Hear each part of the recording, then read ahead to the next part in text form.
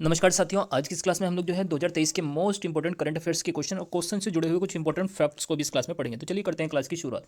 पहला क्वेश्चन है, हाल ही में चर्चा में रहा तुलजा भवानी मंदिर, ये किस राज्य में स्थित है? तो देखिए, जो तुलजा भवानी मंदिर है ये स्थित है महाराष्ट्र राज्य के अंदर। महाराष्ट्र राज्य में तुलजा भवानी मंदिर स्थित है। बात करें अगर हम भारत के कुछ अन्य मंदिरों की, तो इसमें एक नाम आता है कामाख्या मंदिर का। एग्जाम में कई बार पूछा गया कामाख्या मंदिर कहाँ पर है, तो ये आपको याद रखना है, असम के अंदर ये स्थित है। बात करें बहुत ही चर्चित सोमनाथ मंदिर की, तो सोमनाथ मंदिर स्थित है गुजरात में। कहाँ पर यह स्थित है? गुजरात राज्य के अंदर स्थित है। इसके अलावा अगर और कुछ मंदिरों की बात करें, गुजरात में एक और फेमस बहुत मंदिर है, द्वारिकाधीश मंदिर। तो द्वारिकाधीश मंदिर भी कहाँ पर है? गुजरात के अंदर ये स्थित है। इसके अलावा अगर आपसे पूछा जाए लोटस टेम्पल कहाँ पर है, तो लोटस टेम्पल स्थित है दिल्ली के अंदर। कहाँ पर है? ये दिल्ली के अंदर। इसके अलावा गोल्डन टेम्पल कहाँ पर स्थित है? स्वर्ण मंदिर, तो ये स्थित है अमृतसर के अंदर। कहाँ पर स्थित है? अमृतसर के अंदर स्थित है। जगन्नाथ मंदिर कहाँ पर है? जगन्नाथ मंदिर, तो ये पूरी उड़ीसा के अंदर स्थित है जगन्नाथ मंदिर। तो ये कुछ इंपॉर्टेंट मंदिर थे जिनके बारे में आपको पता होना चाहिए। इसके अलावा बात करें अगर हम महाराष्ट्र राज्य की, तो देखिए महाराष्ट्र राज्य जो है, महाराष्ट्र राज्य की राजधानी क्या है? तो ये इसकी राजधानी है मुंबई। मुंबई के अंदर स्थित है गेटवे ऑफ इंडिया। क्या स्थित है मुंबई में? गेटवे ऑफ इंडिया, जिसको भारत का जो है प्रवेश द्वार भी कहा जाता है। अगर हम बात करें मुंबई राज्य के गठन की, तो इस राज्य का गठन किया गया था 1960 में। 1960 में महाराष्ट्र और साथ में गुजरात, इन दोनों राज्यों का गठन हुआ था। इसके अलावा आपसे पूछा जाए लावनी और तमाशा, ये किस राज्य के जो है प्रमुख लोक नृत्य हैं? तो ये दोनों महाराष्ट्र राज्य के लोक नृत्य हैं। इसके अलावा अजंता और एलोरा की गुफाएं कहाँ पर स्थित हैं? तो अजंता और एलोरा दोनों की गुफाएं जो है महाराष्ट्र राज्य में स्थित हैं, औरंगाबाद के अंदर। चलिए अब हम देखते हैं दूसरा प्रश्न। भारतीय वायुसेना का पहला विरासत केंद्र का उद्घाटन कहाँ पर किया गया है? तो हाल ही में देखिए भारतीय वायुसेना मतलब इंडियन एयरफोर्स ने अपना पहला विरासत केंद्र का उद्घाटन किया है चंडीगढ़ शहर में। चंडीगढ़ जो कि भारत का सबसे पहला सुव्यवस्थित शहर है, इसमें जो है भारतीय वायुसेना का पहला विरासत केंद्र का उद्घाटन किया गया है। इसके अलावा अगर हम वायुसेना दिवस की बात करें, तो वायुसेना दिवस मनाया जाता है जो है 8 अक्टूबर को। ये चीज़ भी आपके लिए इंपॉर्टेंट है। नौसेना दिवस नेवी डे कब मनाया जाता है? तो ये मनाते हैं हम लोग 4 दिसंबर को। और थल सेना दिवस तो सबको पता ही होता है, ये 15 जनवरी के दिन मनाया जाता है। वर्तमान में थल सेना के अध्यक्ष कौन है? मनोज पांडे हैं। इसके अलावा वायुसेना के अध्यक्ष इस समय कौन है? तो इनका नाम है विवेक राम चौधरी। विवेक राम चौधरी वायुसेना के अध्यक्ष हैं। और नौसेना के अध्यक्ष कौन है? इनका नाम है आर हरि कुमार। ये भी नाम भी आपने अवश्य पढ़ा होगा। इसके अलावा वर्तमान में भारत का सीडीएस कौन है? चीफ ऑफ डिफेंस स्टाफ, तो इनका नाम है अनिल चौहान। अनिल चौहान वर्तमान समय में भारत के सीडीएस हैं। पहले सीडीएस, फर्स्ट सीडीएस कौन थे? तो इनका नाम था विपिन रावत। विपिन रावत भारत के पहले सीडीएस थे। चलिए तीसरा प्रश्न देखते हैं। मुख्यमंत्री कौशल उन्नयन रोजगार योजना, मुख्यमंत्री कौशल उन्नयन रोजगार योजना, ये हाल ही में किस राज्य के द्वारा शुरू किया गया है? तो ये शुरू किया गया है उत्तराखंड राज्य के द्वारा मुख्यमंत्री कौशल उन्नयन रोजगार योजना।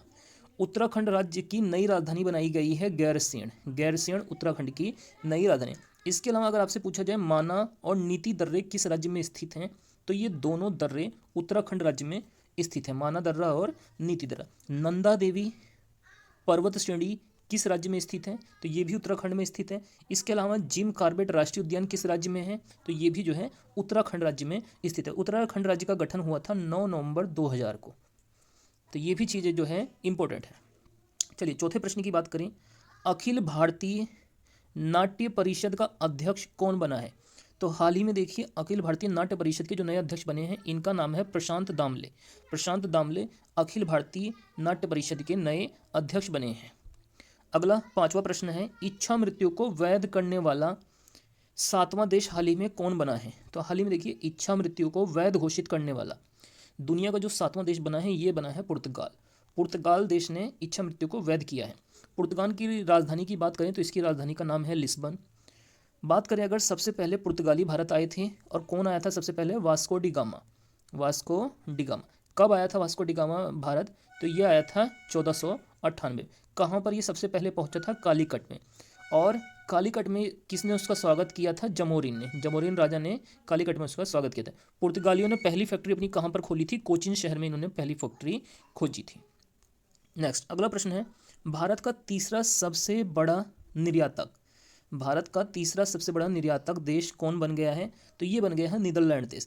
अगर भारत का सबसे बड़ा निर्यातक देश पहले नंबर पे पूछा जाए तो ये देश है बांग्लादेश। बांग्लादेश भारत का सबसे बड़ा निर्यातक देश बन चुका है और नीदरलैंड जो है तीसरा सबसे बड़ा निर्यातक देश बन गया है 2023 के अंदर। सातवां प्रश्न है, भारत के 82वें ग्रैंड मास्टर हाल ही में कौन बने हैं? तो देखिए, ग्रैंड मास्टर शब्द का संबंध शतरंज के खेल से है और हाल ही में जो 82वें ग्रैंड मास्टर बने हैं 2023 में, इनका नाम है वुपल्ला प्रणीत। और ये किस राज्य से संबंधित हैं? तो ये तेलंगाना राज्य से संबंधित हैं, वुपल्ला प्रणीत, और ये भारत के 82वें ग्रैंड मास्टर बने हैं। भारत का अगर पहला ग्रैंड मास्टर पूछा जाए तो इनका नाम था विश्वनाथन आनंद। विश्वनाथन आनंद भारत के फर्स्ट ग्रैंड मास्टर थे। शतरंज के बोर्ड में कितने खाने होते हैं? तो उसके बोर्ड में 64 खाने होते हैं। और शतरंज खेल का जन्मदाता कौन सा देश है? तो ये भारत शतरंज खेल का जन्मदाता है। आठवां प्रश्न है, 2023 में पोलियो से पहली मौत किस देश के अंदर हुई है? तो हाल ही में देखिए 2023 में पोलियो से मौत का पहला मामला देखने को मिला है अफगानिस्तान देश के अंदर। अफगानिस्तान की राजधानी की बात करें तो यहाँ की राजधानी है काबुल, और भारत की सबसे कम सीमा भी किस देश के साथ लगती है? अफगानिस्तान के साथ लगती है। इसके अलावा अगर आपसे पूछा जाए डूरंड रेखा किन दो देशों के बीच में स्थित है? तो ये अफगानिस्तान और पाकिस्तान के बीच में वर्तमान समय में स्थित है डूरंड रेखा। चलिए अगला प्रश्न देखते हैं। नौवां प्रश्न है, यूपीएससी के नए अध्यक्ष कौन बने हैं? तो हाल ही में देखिए UPSC union public service commission संघ लोक सेवा आयोग के नए अध्यक्ष बने हैं मनोज सोनी। मनोज सोनी इसके नए अध्यक्ष बने। संघ लोक सेवा आयोग का गठन किस अनुच्छेद के तहत किया जाता है? तो ये 315 के तहत किया जाता है। और संघ लोक सेवा आयोग के अध्यक्ष की नियुक्ति राष्ट्रपति के द्वारा की जाती है। प्रेसिडेंट इनकी नियुक्ति करता है। वर्तमान समय में इसके अध्यक्ष हैं मनोज सोनी। चलिए 10वां प्रश्न है, गीता कार्मिकुला बीमा योजना ये किस राज्य ने शुरू किया है? तो देखिए गीता कार्मिकुला बीमा योजना ये शुरू किया गया है तेलंगाना राज्य के द्वारा। तेलंगाना राज्य का गठन हुआ था 2 जून 2014 को। तेलंगाना भारत का 29वां राज्य बना था। इसके अलावा बात करें अगर हम बीमा से संबंधित, तो आपने LIC का नाम जरूर सुना होगा, भारतीय जीवन बीमा निगम, और इसकी स्थापना कब की गई थी? 1956 में। LIC की स्थापना कब हुई थी? 1956 के अंदर। चलिए नेक्स्ट प्रश्न देखते हैं। 11वां प्रश्न, 62 नए उपग्रहों की खोज के बाद शनि ग्रह के अब कुल कितने उपग्रह हो गए हैं? तो देखिए हाल ही में शनि ग्रह के 62 नए उपग्रह खोजे गए हैं और अब शनि के पास कुल 145 उपग्रह हो गए हैं और ये सर्वाधिक उपग्रहों वाला ग्रह बन गया है वर्तमान समय के अंदर। बात करें अगर टाइटन किस ग्रह का उपग्रह है प्रमुख? तो ये शनि ग्रह का ही प्रमुख उपग्रह। अगर पूछा जाए आपसे कि हमारे सौर मंडल में सबसे बड़ा उपग्रह कौन सा है, तो आपको नाम याद रखना है गैनीमेड का। गैनीमेड किस ग्रह का उपग्रह है? तो ये जुपिटर अर्थात बृहस्पति का ये सबसे बड़ा उपग्रह है। और हमारे सौर मंडल में सबसे छोटे उपग्रह का क्या नाम है? तो इसका नाम है डिमोस। क्या नाम है? डिमोस। और ये किस ग्रह का है? तो ये मंगल ग्रह का उपग्रह है। मंगल ग्रह को लाल ग्रह के नाम से भी जाना जाता है। चलिए 12वां प्रश्न है, जम्मू कश्मीर के बाद सबसे बड़ा लिथियम का भंडार किस राज्य में खोजा गया है? तो देखिए सबसे पहले तो लिथियम का सबसे बड़ा भंडार खोजा गया था जम्मू कश्मीर राज्य में, और हाल ही में जो है राजस्थान राज्य में भी जो है जम्मू कश्मीर के बाद सबसे बड़े लिथियम के भंडार की खोज हुई है। राजस्थान की राजधानी की बात करें तो यहाँ की कैपिटल है जयपुर, और यहाँ पर जो है इसको जो है जयपुर को जो है पिंक सिटी के नाम से भी जाना जाता है। चलिए अगला 13वां प्रश्न है, 2023 में कितने लोगों को वीरता का जो प्रमुख पुरस्कार है जिसका नाम है कीर्ति चक्र दिया गया है? तो 2023 में जो है 8 लोगों को कीर्ति चक्र दिया गया है। कीर्ति चक्र किस क्षेत्र में दिया जाता है? वीरता के क्षेत्र में। वीरता के क्षेत्र में दिए जाने वाले प्रमुख पुरस्कारों में परमवीर चक्र, अशोक चक्र, महावीर चक्र और कीर्ति चक्र आते हैं। परमवीर चक्र जो है वीरता के क्षेत्र में दिया जाने वाला सबसे बड़ा पुरस्कार होता है। अगला प्रश्न है 14वां, सितवे पोर्ट या सितवे बंदरगाह किस देश में स्थित है?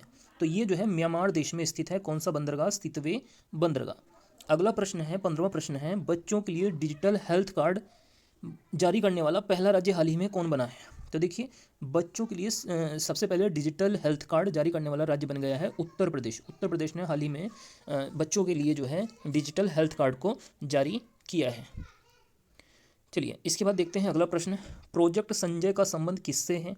तो देखिए हाल ही में प्रोजेक्ट संजय भारतीय सेना के द्वारा चलाया गया है। क्यों चलाया गया है ये? तो ये जो है जो पुराने शस्त्र थे उनकी नवीनीकरण के लिए ये जो है प्रोजेक्ट संजय को चलाया गया है। अगला 17वां प्रश्न है, मोनलम चेनमो उत्सव किस राज्य में मनाया जाता है? तो देखिए मोनलम चेनमो उत्सव मनाते हैं लेह में। लेह के अंदर जो है मोनलम चेनमो उत्सव मनाया जाता है। भारत में सबसे कम वर्षा कहाँ पर होती है? लेह में होती है। और सबसे अधिक वर्षा होती है मासिन राम, मेघालय के अंदर मासिन राम। चलिए अगला प्रश्न देखते हैं, किस शहर की पुलिस ने स्टे इन योर लेन नामक अभियान शुरू किया है?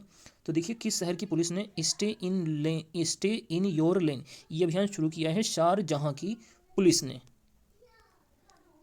अगला प्रश्न है 19वां, ऑपरेशन मर्यादा किस राज्य की पुलिस ने शुरू किया है?